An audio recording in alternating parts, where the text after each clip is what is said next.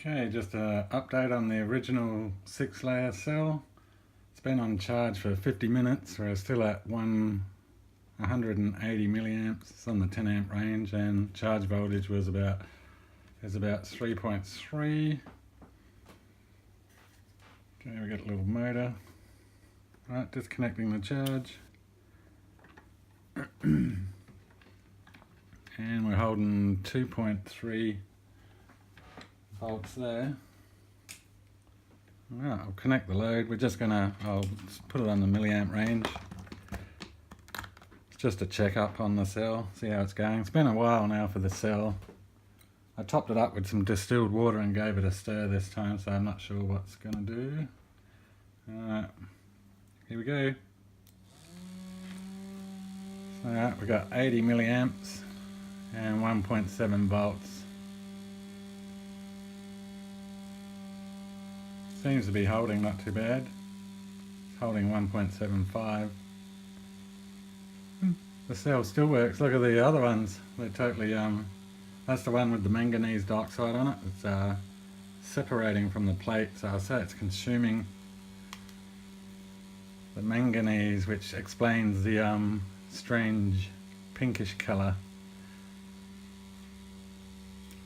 And the back of one of the older cells, it's not too bad. Some electrolyte got in there. This is the graphite pad. I hope that rubs off with some sandpaper, that copper coating. And I have the new cells drying now. I made 4 more new ones, and we're going to retest the propylene glycol and vegetable glycerin.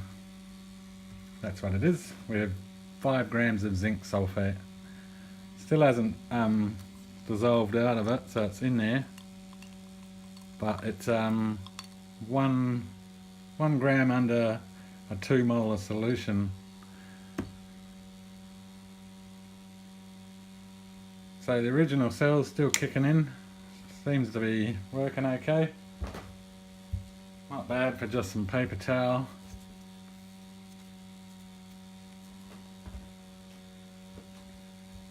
Yeah, this one's gone completely solid.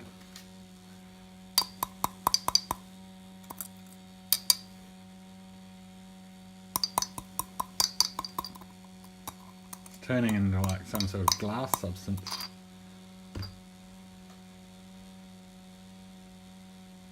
And we're still holding 1.67 and 76 milliamps. It's not a bad cell, and there's no destruction or damage coming from this cell. I must have glued it up correctly, but you can only glue them once, I think. Once they've been used like this, I can't re-glue properly. It won't seal. I think it soaks through. I'm not sure on that though.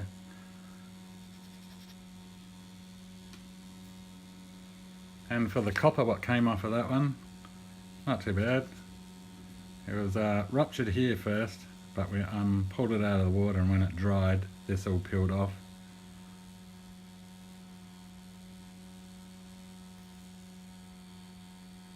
The tricky part is the corners, I think, is where the main leakage comes from. And that's still going. Alright. I'll get back with the other cells. This will be on the same video. Alright, a couple of days I think. They got to dry all today, then I got to coat carbon on them, so probably the weekend. Alright, till the weekend. Quick little update. It's been running for 20 minutes still. I'm surprised. And it's still doing 39 milliamps at 0.8. Won't last much longer though. But I think there's only 1.2 or something grams of carbon in that. Alright, there you go for a little update on the original 6-layer cell.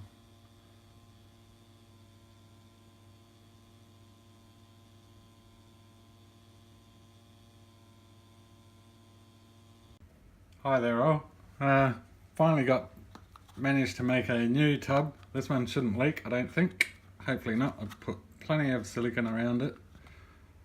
been probably about 2 weeks since the last experiment, and I've made some new cells. I've sort of reduced the size of the collector at the back here, so there's more room from the edges, so it can sort of get in there a bit and last a bit longer. Even though the original cell's still going, this thing charges up still. So this one's the homemade carbon. There's less carbon than on the previous experiments. I've run out of material, membrane and everything like that. It's about 0.2 of a gram. If you if you can see down that edge, there's not a real lot on there, so I'm not sure how they're going to work really. So that one's the homemade sugar carbon. This one here with the 2 stripes is slightly different. It was from my fullerene experiment with the electrodes, but this carbon here, after the experiment, the little stub ends from using the arc welder on it, they were totally crystallized. So I used those electrodes and put them in Epsom salts and did electrolysis to split the rest of it apart, and this is what came of it. It wasn't a lot.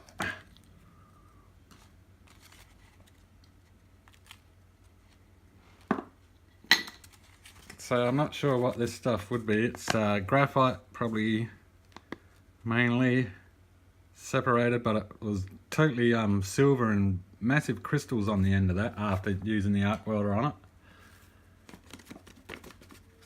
So that's the one with the 2 stripes. It's also very thin, 0.2 of a gram again on that one. That's carbon. So it's sort of a bit bare there, it's a bit thicker in through here. And this one here is the manganese dioxide cell, standard, also 0.2 of a gram, not much carbon on that one at all again. Alright, so we're gonna, for the first test, we're going to use the smoking vapor stuff. This is propylene glycol and vegetable glycerin is this stuff with 5 grams of zinc sulfate dissolved. It hasn't came out of solution, so it's holding in there, and 2 grams of Epsom salts only fit in there. That's been open for about 2 weeks. It doesn't evaporate. Alright, so for the first test we'll use the manganese dioxide and the home carbon as was the original experiment. And then later on I'll swap the electrolytes back and see how it goes, but I was really interested in seeing how this stuff works. Okay, so we'll load it up. Bear with me. Oh.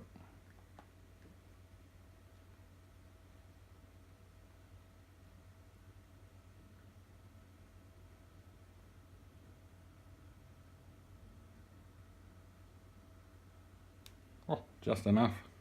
Hopefully we don't overflow. So manganese dioxide cell, right side.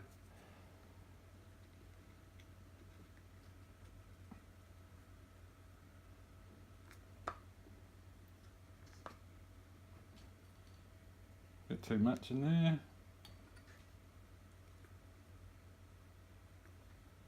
And the home sugar carbon cell for the test, for the first test.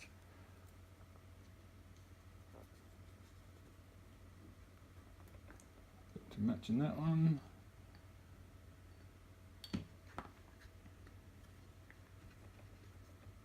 Okay, rightio. The home sugar one should be the negative.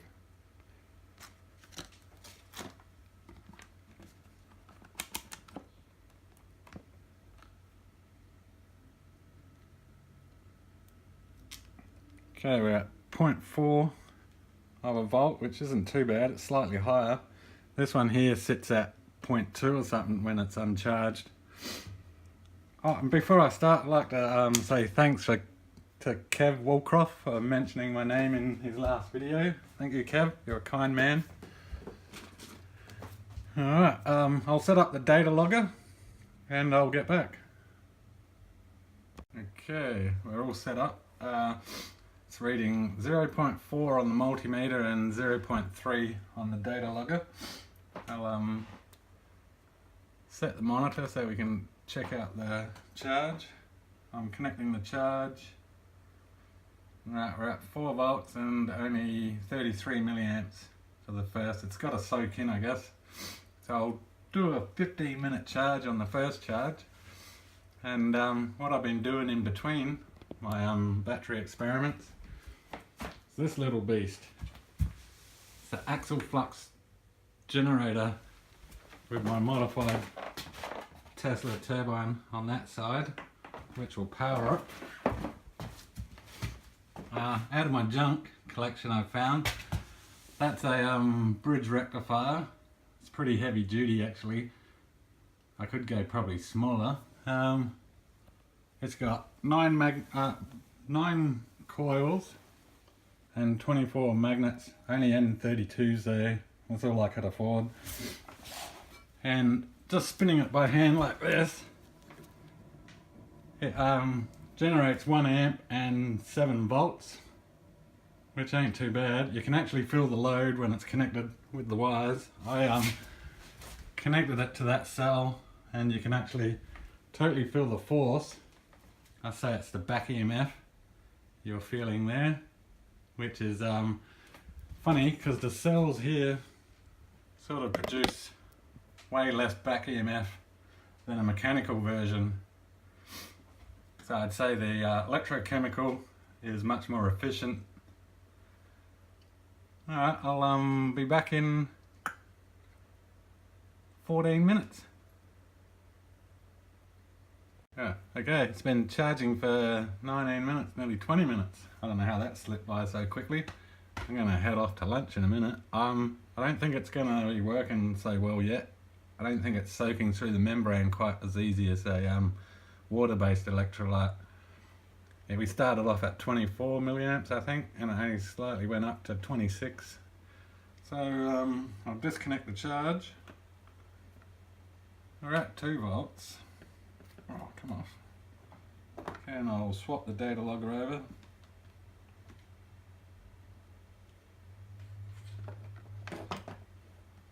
Okay, we should have voltage in a minute. And voltage, we're at 1.9 volts. We're ready for a 50 milliamp discharge starting now. Mate, just dropped off straight away. Oh, what's going on?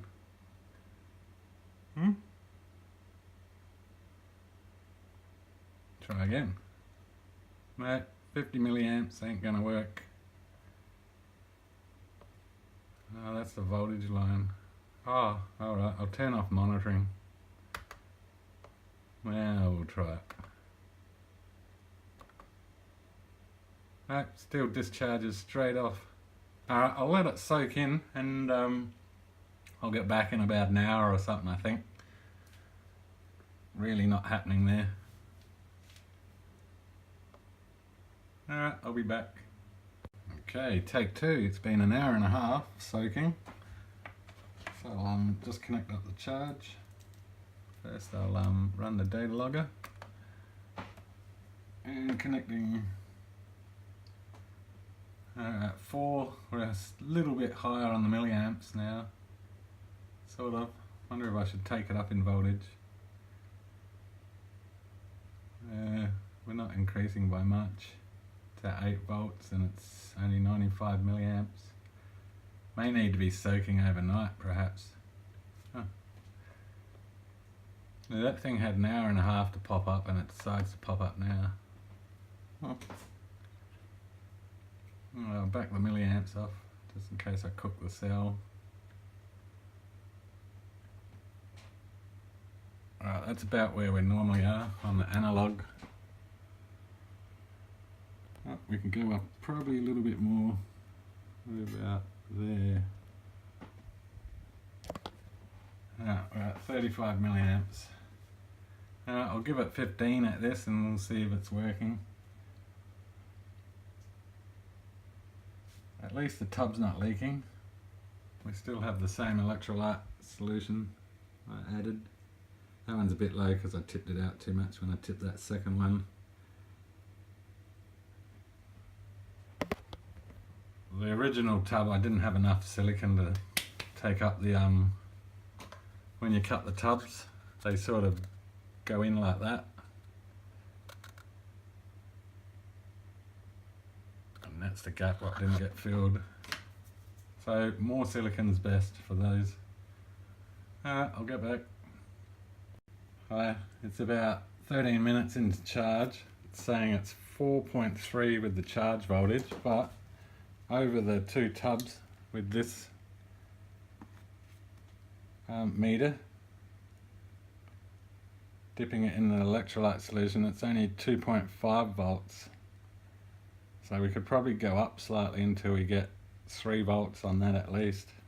So I'll increase the charge slightly. We'll try 5.4. Alright, we're at 3.6. So I'll let that go to about 20 minutes. It's at 13 now, if you can just see right there. We're getting the lines. The frequency of the camera and the laptop make the lines.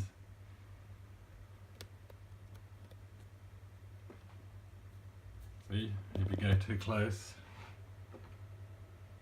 Oh no, I'm lying. Must be a light illusion. No idea. Thought it was doing that before.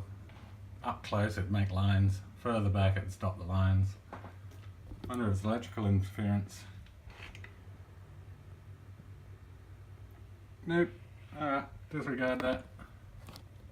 Alright, so we'll give it till 20 minutes now. Well, it's only going to be like 8 minutes.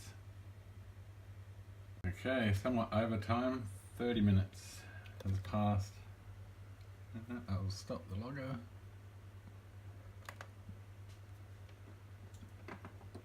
Connect the leads.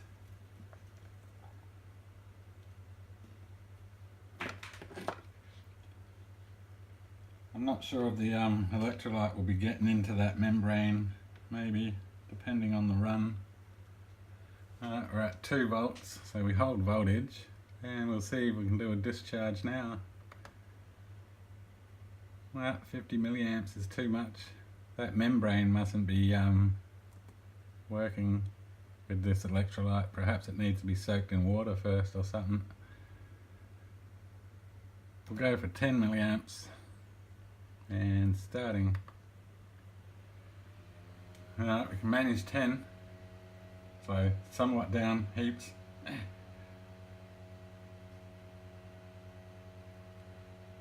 Probably have to wait overnight or longer.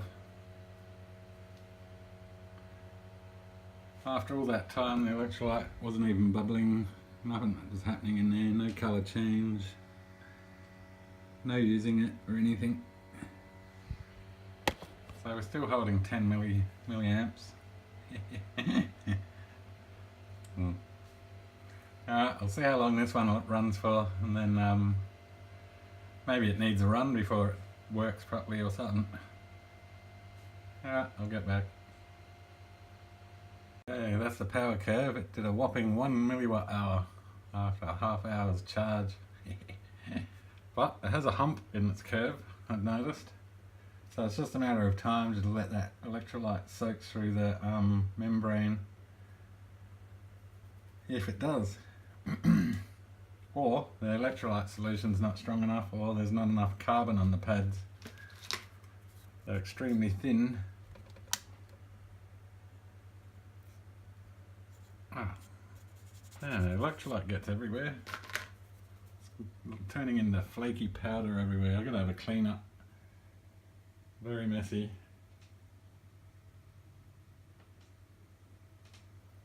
I'll give it a few more tries. If it works out, I'll put it on video. If not, I'll wait until a couple of days and then start doing the filming. Hi there, I'm back after 3 days with this cell. It hasn't soaked in, it's still non-responsive. It does hold its voltage, but that's all it does. Because on a short circuit, we're on a 200 milliamp range, It's only like 5 milliamps. Even after a half hour's charge it won't run this motor at all. And if I connect the charge, so they're set on 12, 13 volts, and it still doesn't respond. There's no bubbling or anything. I think the electrolyte gel doesn't go through that membrane at all, or it's going in very slowly. See, at 11 volts we're only got 64 milliamps.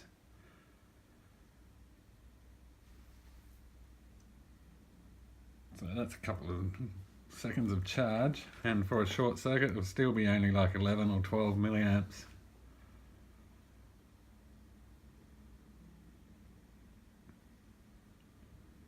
So what I'll do, maybe the electrolyte's not strong enough, I'll tip it back in the tub, try to dissolve some more, and I'll test the standard electrolyte I use, the 2 molar solution of Epsom salts and zinc sulfate in the cell, and see if that changes. Could be the cell, the collector plate's smaller, perhaps. The surface area ain't there maybe, but I can't see that being such a bottleneck happening there. Or another reason, it could be just not enough carbon. Alright, so I'll drain the cell and wash it out and put the new electrolyte in and see what happens. I'll be back. Okay, gave it a wash. The oops, that's not the one. The cells are alright, there's no damage to them. They've just been soaking in now. I've washed them. That was the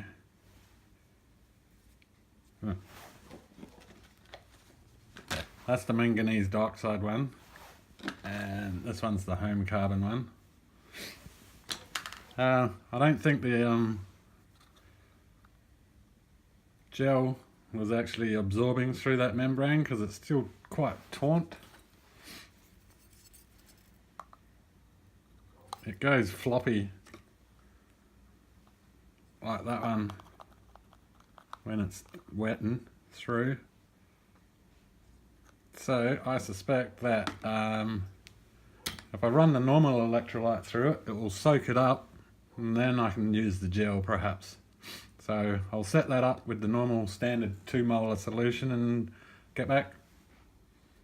Okay, I've got the 2 molar Epsom salts and zinc sulfate solution in the tubs. Both sides are the same solution.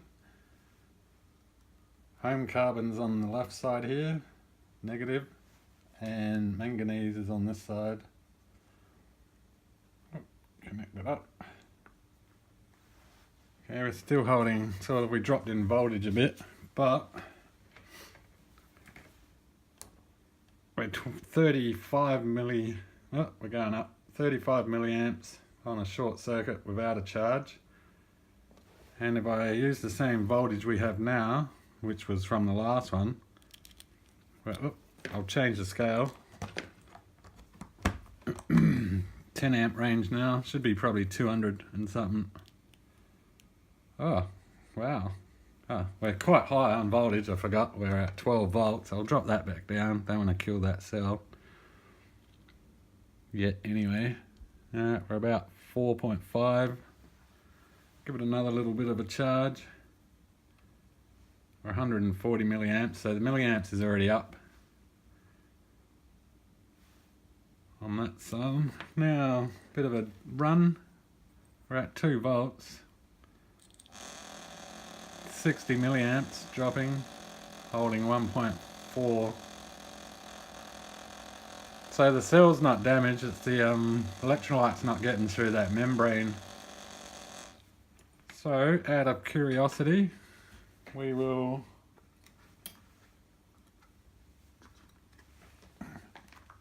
stick the cells straight in the solution here maybe, and get rid of the membrane altogether. I'm sort of a bit low, so we're only going to have, I might be able to hold it on an angle, we'll see.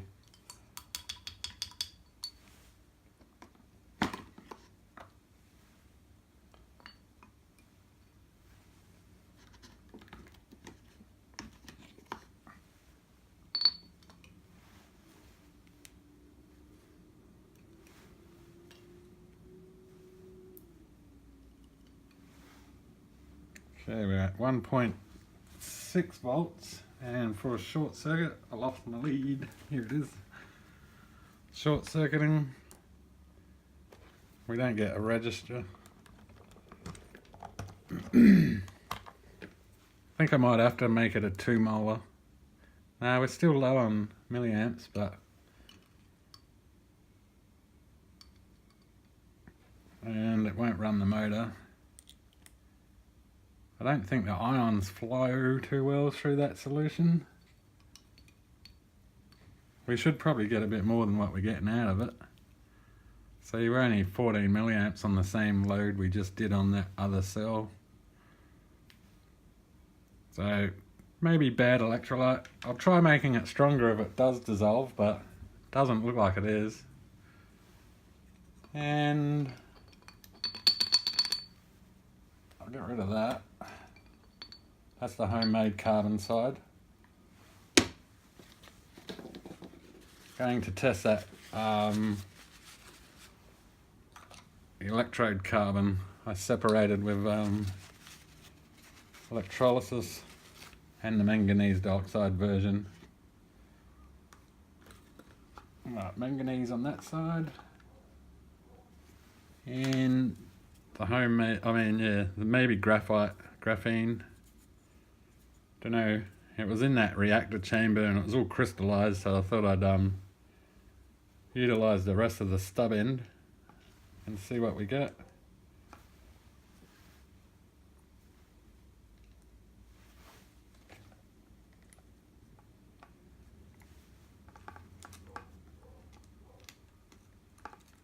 Right, get rid of that lead.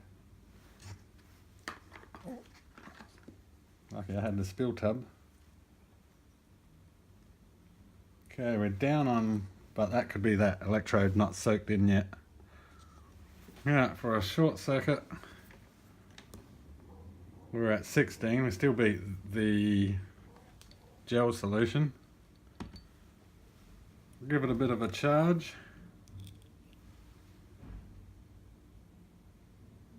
We're right up here.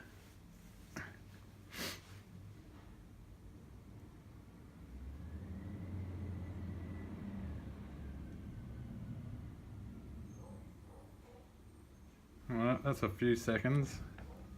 Short circuit, 85 milliamps and running up. We do run, but it was a quick charge. I'll try to charge it a bit longer.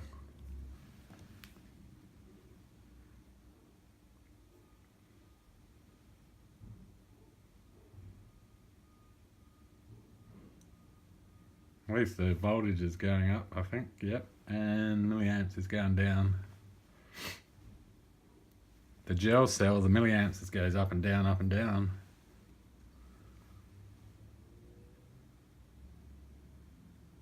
Bit like it's doing now.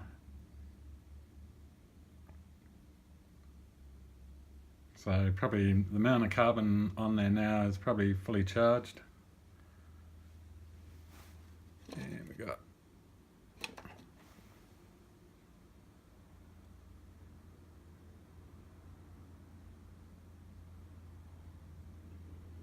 alright, we'll try now. Short circuit, 150 milliamps. And it'll do 55 on that motor.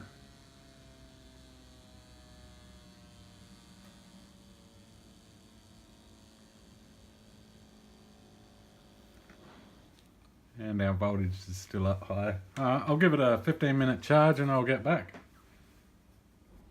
Okay, exactly 15 minutes. The milliamps is still fluctuating around 184, so I guess it's not going to accept any more.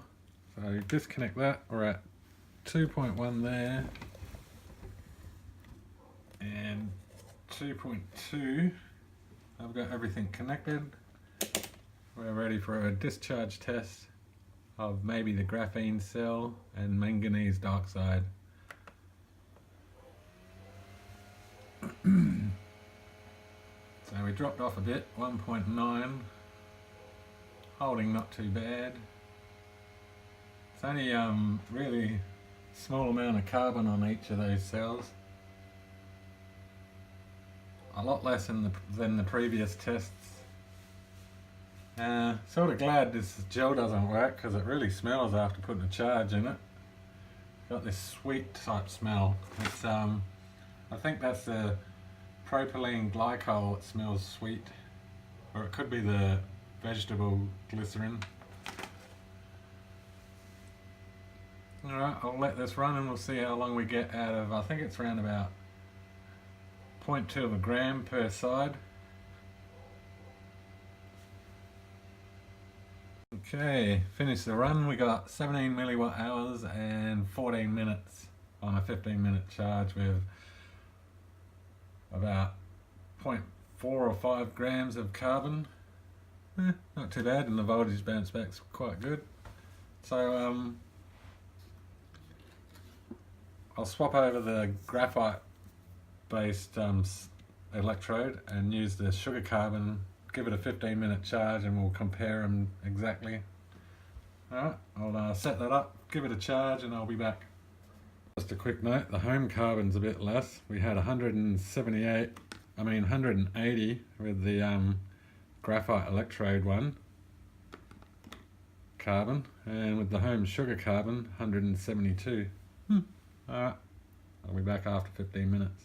Okay, we're at 15 minutes. Hasn't really changed from the milliamps what went in there at the start.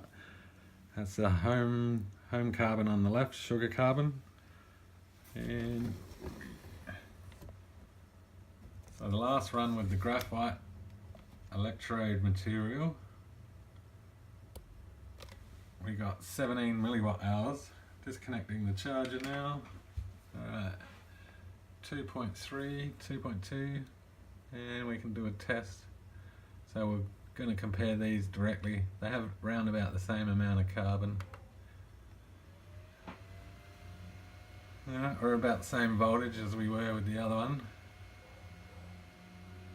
Alright, I'll let it do its thing and I'll get back. Okay, we're coming up to the end of it. This is the sugar carbon cell coated one. 15 milliwatt hours instead of 17 milliwatt hours. So the little graphite rod, the carbon on that one, it's not even really spread out that well. There's a dense patch there and then it thins right out. Extremely thin compared to the other one. I'll just pull that one out of the bowl. Voltage recovery is also low. I think the graphite one was 1.6 after the run. And that graphite's got some binder in it as well. But the binder could have been all burnt out of it after the reactor test. And the curve's somewhat slightly different as well from the other curve.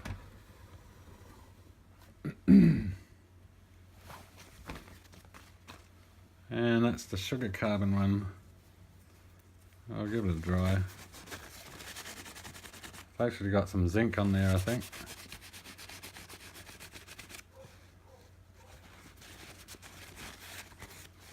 So that one's a bit thicker. Actually it has collects a lot more of the zinc by the looks of it. Same charge time, yeah, you can see the patch, and that's probably a little patch there on that for the same amount of charge. I think this one's a bit thick on the binder. It's definitely thicker by a little bit.